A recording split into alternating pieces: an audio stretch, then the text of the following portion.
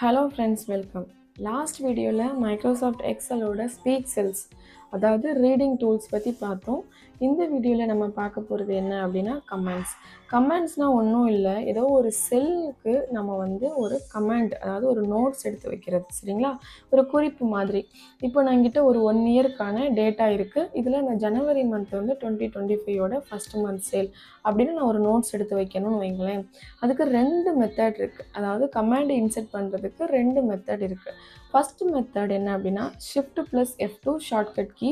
Shift+F2 நீங்கள் click பண்ணிங்கன்னா உங்களுக்கு கமாண்ட் பாக்ஸ் ஓப்பன் ஆயிரும். இதில் நீங்கள் கமாண்ட் ஓப்பன் ஆன உடனே செல்லுடைய கார்னரில் பார்த்தீங்க அப்படின்னா ஒரு ட்ரையாங்கிள் ரெட் கலர் ஒரு சிம்பிள் தெரியும். இந்த சிம்பிள் இருக்குது அப்படின்னா அது கமாண்டாக இருக்குது அப்படின்னு அர்த்தம். சரிங்களா? இப்போது கமாண்ட் நான் என்டர் பண்ணிட்டேன். இப்போ நான் இதில் என்ன பண்ண போகிறேன் அப்படின்னா 2025 ஃபஸ்ட் மந்த் சேல் அப்படின்னு நான் மென்ஷன் பண்ணிக்கிறேன். இது என்னுடைய நோட்ஸ். இப்போ என்னுடைய கமாண்டை நான் இன்சர்ட் பண்ணிட்டேன். அதே மாதிரி ஆகஸ்ட் மந்த்து தான் இருக்கிறதுல ஹையஸ்ட் சேல் நடந்திருக்கு. ஸோ நான் இதை எப்படி கர்சர் வச்சு இன்னொரு ஆப்ஷன் என்ன அப்படின்னா ரிப்பன் பாரில் இருக்கக்கூடிய ரிவ்யூங்கிற டூலில் இருக்கக்கூடிய நியூ கமாண்ட் இதை கிளிக் பண்ணோம் அப்படின்னா நமக்கு கமாண்ட் பாக்ஸ் ஓப்பன் ஆயிரும். இதில் நான் ஹையஸ்ட் சேல் அப்படின்னு நான் மென்ஷன் பண்ணிக்கிறேன். சரிங்களா? இப்போ செப்டம்பர் மாதம் இருக்கிறதுல கம்மியான சேல் நடந்திருக்கு. So again Shift+F2 shortcut key lowest sale அப்படின்னு நான் மென்ஷன் பண்ணியிருக்கேன். இப்போது எப்படி இன்சர்ட் பண்ணுறது அப்படிங்கிறது பார்த்தோம். இப்போ கமாண்ட் எப்படி எடிட் பண்ணுறது அப்படிங்கிறத பார்க்கலாம். இப்போ நம்ம ஒரு கமாண்ட் வச்சுருக்கோம். இந்த கமாண்டில் எடிட் பண்ணணும்னா நீங்கள் கர்சர் வச்சு என்ன தான் கிளிக் பண்ணாலும் வராது.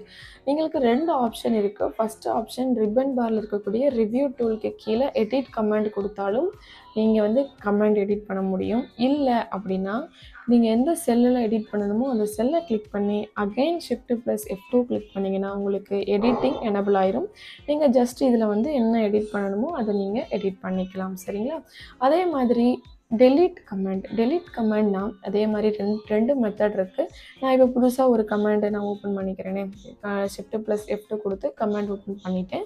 எனக்கு இந்த கமாண்ட் வேணாம், இது நம்ம டெலீட் பண்ணணும் அப்படின்னு நினைக்கிறோம் அப்படின்னா டெலீட் பண்ணுறதுக்கு ஃபஸ்ட்டு மெத்தட் என்ன அப்படின்னா சேம் ரிப்பன் பாரில் ரிவ்யூ டூல் கீழே டெலீட் கமாண்ட் கொடுத்தும் நாம் டெலீட் பண்ணலாம். இல்லை ஷார்ட்கட் கீ தான் வேணும் அப்படின்னா நீங்கள் ஒரு டைம் எந்த செல்லை கிளிக் பண்ணணுமோ, எந்த செல்லை கமாண்ட் டெலீட் பண்ணணுமோ அந்த செல்லை கிளிக் பண்ணிவிட்டு ஒரு டைம் Shift+F2 கிளிக் பண்ணிவிட்டு அகெயின் எஸ்கேப் கிளிக் பண்ணிவிட்டு அகெயின் டெலீட் கிளிக் பண்ணோம் அப்படின்னா உங்களுக்கு கமாண்ட் பாக்ஸு டெலீட் ஆயிரும். கமாண்டுங்கிற ஆப்ஷனும் நமக்கு வராது.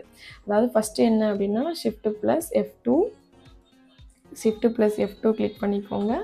அடுத்து நம்ம பண்ண போகிறது எஸ்கேப், அடுத்து என்ன அப்படின்னா டெலீட். சரிங்களா? ஸோ இந்த 3 ஆப்ஷன் யூஸ் பண்ணி தான் நம்ம கமாண்டை டெலீட் பண்ண முடியும். சரிங்களா?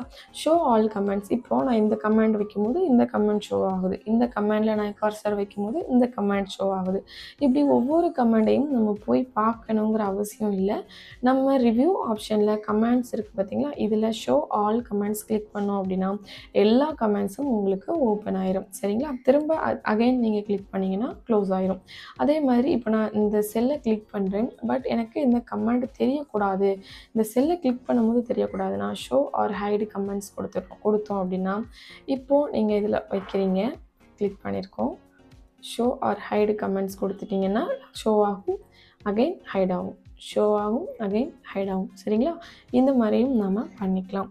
அதுக்கப்புறம் பிரிண்ட் கமெண்ட்ஸ். இப்போது நான் ஒரு பிரிண்ட் பேஜ் காட்டுறேன். பிரிண்ட்டுக்கு ஷார்ட்கட் கீ என்ன அப்படின்னா Ctrl+P கொடுத்தா பிரிண்ட்டோடைய ஆப்ஷன் நமக்கு எனபிள் ஆகும்.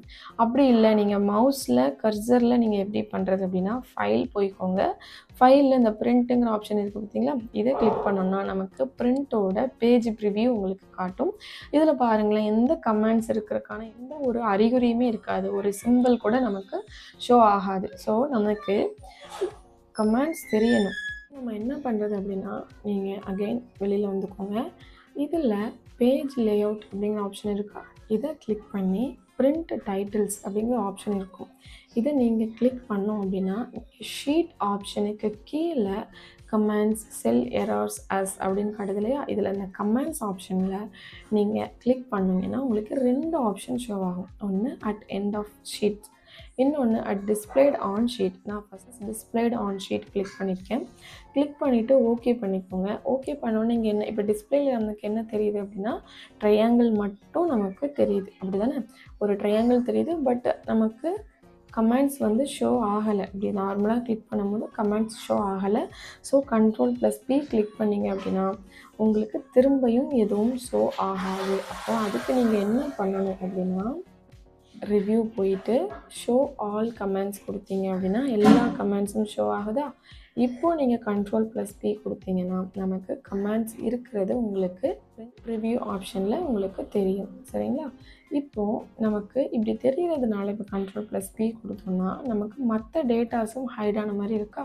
ஸோ நமக்கு மற்ற டேட்டாஸ் வந்து ஹைட் ஆகக்கூடாது. அதுக்கு நம்ம என்ன பண்ணணும் அப்படின்னா ஷோ ஆல் கமெண்ட்ஸே கொடுத்துக்கோங்க, ஒன்றும் பிரச்சனை இல்லை.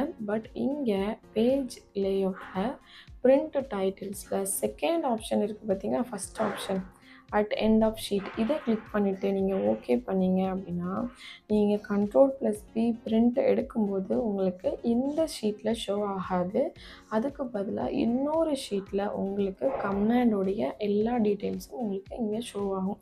என்ன செல்லில் இருக்குது, என்ன கமாண்ட் இருக்குது அப்படிங்கிற எல்லா டீட்டெயில்ஸும் உங்களுக்கு ஷோ ஆகும். நம்ம இதை பிரிண்ட் பண்ணிக்கலாம். சரிங்களா?